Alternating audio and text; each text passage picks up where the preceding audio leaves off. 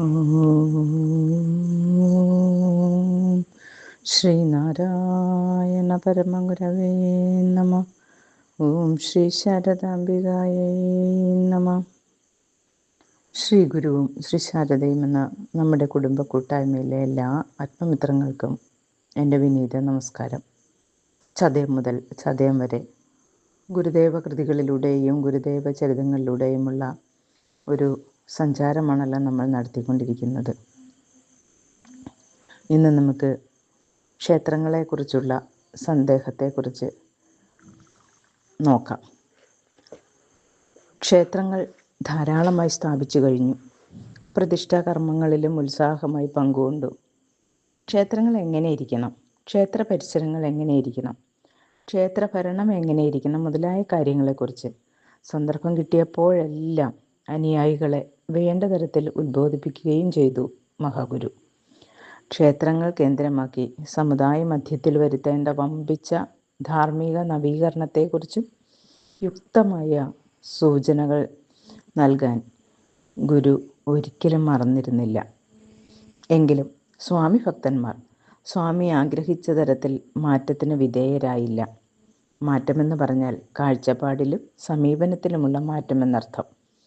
ക്ഷേത്രങ്ങൾ പുതിയത്, പ്രതിഷ്ഠകൾ പുതിയത്, പക്ഷേ തങ്ങൾ പഴയ ആളുകൾ തന്നെ.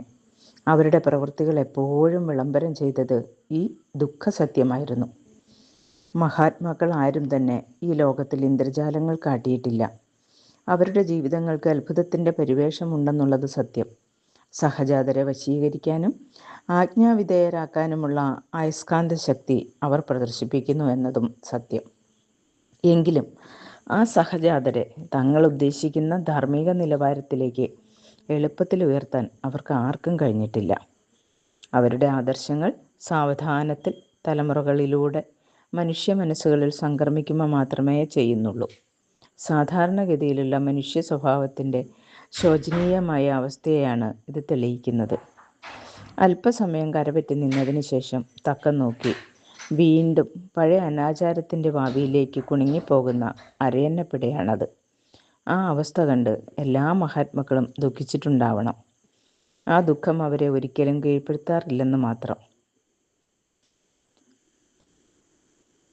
ജനങ്ങളുടെ നേർക്കുള്ള നിസ്സീമമായ സ്നേഹത്താലും ഏകാന്തമായ ധ്യാനത്താലും അവർ തങ്ങളുടെ ആത്മശക്തി അക്ഷയമായി നിലനിർത്തും. മഹാഗുരുവിൻ്റെ സ്ഥിതിയും ഇത് തന്നെ. അരോചകമായ പെരുമാറ്റങ്ങൾ അനുയായികളിൽ പ്രത്യക്ഷമായപ്പോഴും അവരുടെ നേർക്കുള്ള സ്നേഹത്തിന് ആ ഹൃദയത്തിൽ ഒരു ലോപവും സംഭവിച്ചില്ല. മനുഷ്യവർഗത്തിൻ്റെ മോചനമെന്ന ആദർശത്തിലുള്ള വിശ്വാസം ഗുരുവിൽ ഒരിക്കലും ഉലഞ്ഞതുമില്ല. ഏത് തിരക്കിനിടയിലും അവസരമുണ്ടാക്കി ധ്യാന നിമഗ്നനാവുകയെ എന്നത് സ്വാമിയുടെ ജീവിതത്തിലെ സ്ഥിരമായ ഒരു പ്രത്യേകതയായിരുന്നു. അത്തരം ധ്യാനവേളകൾ ആ ജീവിതത്തിലെ ശക്തിദുർഗങ്ങളായിരുന്നു.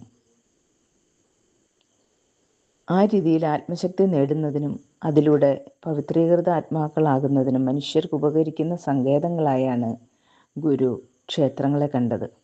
എങ്കിലും അതേ ക്ഷേത്രങ്ങൾ അന്ധവിശ്വാസങ്ങൾക്കും അനാചാരങ്ങൾക്കും അഭയമരുളുന്ന സങ്കേതങ്ങളായി മാറുന്ന കാഴ്ചയും ഗുരുവിന് കാണാതിരിക്കാൻ കഴിഞ്ഞില്ല. ഇതേക്കുറിച്ച് ഗുരുസ്വാമി സംസാരിച്ച വിവരം സൗകര്യത്തിനു വേണ്ടി ഇവിടെ ഉദ്ധരിക്കാം. ഒരു ദിവസം സ്വാമിയുടെ അടുത്ത് ചെന്ന് കൃഷ്ണനാശാൻ വന്ദിച്ചു. അടുത്തിരിക്കാൻ സ്വാമി നിർദ്ദേശിച്ചു. ആശാൻ ഇരുന്നു കഴിഞ്ഞപ്പോൾ സ്വാമി പെട്ടെന്ന് ചോദിച്ചു, ഈ ആരാധനകളെല്ലാം ഒരിക്കൽ വേണ്ടെന്ന് വന്നേക്കാം അല്ലേ? വൈദ്യർക്ക് എന്തു തോന്നുന്നു? വൈദ്യർ: അങ്ങനെ വരാനിടയില്ല. സ്വാമി: ഇടയുണ്ട്. വിദ്വാൻമാർക്ക് ഇത് അല്ലാതെ വരും. അവിദ്വാൻമാരും ഗതാനുഗതിക ന്യായേന വേണ്ടെന്ന് വച്ചേക്കാം. ആശാൻ: അങ്ങനെ വരാനിടയില്ല. സ്വാമി: അങ്ങനെ വന്നാലും ഈ കെട്ടിടങ്ങൾ അവർക്ക് മറ്റ് ആവശ്യങ്ങൾക്ക് ഉപയോഗിക്കാമല്ലോ. ആഹാരം പോലെ കെട്ടിടങ്ങളും ആവശ്യമുള്ളവ തന്നെ. ആഹാരം ഒരു ദിവസം 2-3 പ്രാവശ്യം മതിയാകും. ശീതോഷ്ണാദിബാധകളിൽ നിന്ന് രക്ഷിക്കുന്നതിനുള്ള കെട്ടിടങ്ങൾ വേണ്ടാത്ത സമയമില്ലല്ലോ. ആഹാരം സൗജന്യമായി പലരിൽ നിന്നും ലഭിക്കാവുന്നതാണ്. കെട്ടിടങ്ങൾ അങ്ങനെ ലഭിക്കുകയില്ലല്ലോ. ഒരു ഭിക്ഷു ഒരു വീട്ടിൽ ചെന്ന് ഭിക്ഷ വാങ്ങിയാൽ പിന്നെ ആ മുറ്റത്ത് നിൽക്കുന്നത് തന്നെ വിഹിതമാകുകയില്ലല്ലോ. അതുകൊണ്ട് കെട്ടിടങ്ങൾ ഉണ്ടാക്കിയിടുന്നതും ഒരു ധാർമ്മിക പ്രവൃത്തി തന്നെയാണ്. അതുകൊണ്ട് നാം ജനങ്ങളുടെ പണം പാഴിൽ കളഞ്ഞിട്ടില്ലെന്ന് കരുതാം, അല്ലേ? ആശാൻ: അങ്ങനെ തന്നെ. അതായത് ക്ഷേത്രങ്ങൾ ധാരാളമായി ഉണ്ടായിക്കൊണ്ടിരിക്കുന്ന ആ സമയത്ത് ഈ ക്ഷേത്രങ്ങളെല്ലാം ഒരുപക്ഷെ ഭാവിയിൽ സത്രങ്ങളായി തീരാമെന്ന് ചിന്തിച്ചുകൊണ്ടാണോ ഗുരു അങ്ങനെ പറഞ്ഞതെന്ന് നമുക്ക് ചിന്തിക്കേണ്ടിയിരിക്കുന്നു. 1094 ശേഷവും എത്രയോ ക്ഷേത്രങ്ങൾ സ്ഥാപിച്ചു. അനുയായികൾ ഉൾപ്പെടെ ഗുരു നേരിട്ട് പ്രതിഷ്ഠാകർമ്മം നിർവഹിച്ചു. എന്നിട്ടും ക്ഷേത്രങ്ങളുടെ പ്രയോജനത്തെക്കുറിച്ച് ഗുരു ഇടയ്ക്കിടെ സംശയാലുവാകാറുണ്ട്. താൻ ആഗ്രഹിക്കുന്ന രീതിയിലുള്ള മാറ്റം ക്ഷേത്ര സന്ദർശകരായ ആളുകളുടെ പ്രകൃതത്തിൽ ഉണ്ടാകാത്തതായി കാണുമ്പോഴാണ് ഗുരു ഇപ്രകാരം സന്ദേഹത്തിലേക്ക് പോയത്. ഇന്നും ആ സന്ദേഹം നിലനിൽക്കുന്നതായി നമുക്ക് കാണാം. പോയതെല്ലാം തിരികെ വരുന്ന ഒരു കാലഘട്ടത്തിലേക്കാണ് നമ്മൾ എത്തിക്കൊണ്ടിരിക്കുന്നത്. നന്ദി, നമസ്തേ.